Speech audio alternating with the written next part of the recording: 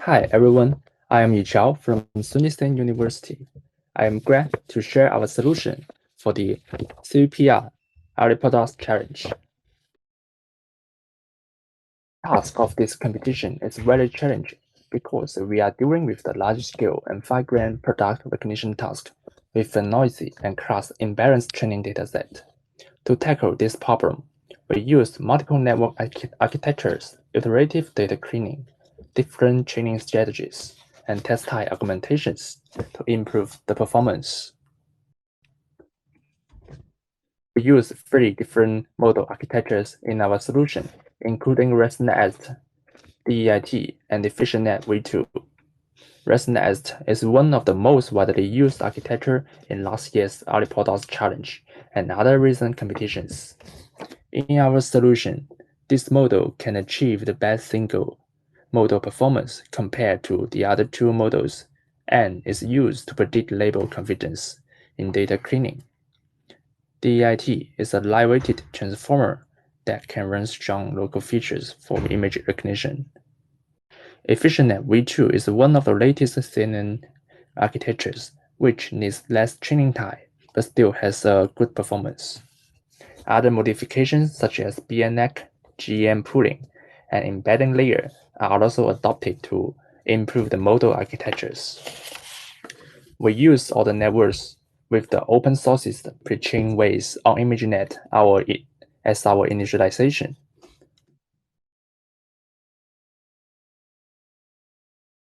To deal with the severe label noise in the training dataset, we iteratively clean the data and retrain the model in a self-learning manner. We firstly train the model with the whole training set and use the model to predict the label of the training samples. Then we ran the samples according to the top 1 prediction probability. As shown in the figure, we observe that many samples' predictions are not equal to their labels and also have low prediction probability. We consider these samples are with noisy labels and abandon them in the next iterations of model training. After 3 to 4 iterations of data cleaning and model retraining, the training dataset will be much cleaner and the model performance can improve about 5% in top 1 accuracy. We use 3 different training strategies in our solution. The first is retraining or fine-tuning the classifier with class-balanced sampling.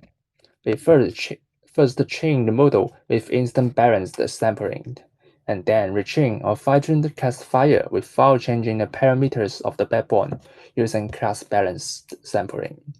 The second is fine-tuning the model with high-resolution images, which is also effective. We use a progressive training strategy to train our model, which firstly trains the model with normal resolution images, and then fine-tune the model with high-resolution images. The third is fine-tuning the model with a clean training subset, which can also improve the performance. We select 30 samples for each class and with the highest prediction confidence to construct a high-quality subset and use them to fine-tune the model. In the test type, we use tau normalization to rebalance the decision boundaries by normalizing the classifier weights. We found that this method significantly improved the accuracy of tail cases. We found that the optimal value of tau is different with different model architectures. We choose the value of tau from 0.4 to 0.7 based on the validation performance. In test type, we also scale the image by 1.5 times of the training input and use 10 clock augmentation to resize them to the size of the training input, which can improve about 2% top 1 accuracy most of the time. Finally, we preserve the top 10 predictions for each testing sample from 8 different models with the best validation performance to obtain an ensemble result. We also try other tricks such as HAR regression, mix-up, arc phase loss, and so on. Please refer to our technical report for more details. In conclusion, we summarize the experience results in this table. Finally, we obtain about 6% of the mean class error with our ensemble model. Due to the limited time and submission chances, we are not able to conduct a more comprehensive application study on each component of our solution. We hope our report can help researchers and applications in related fields.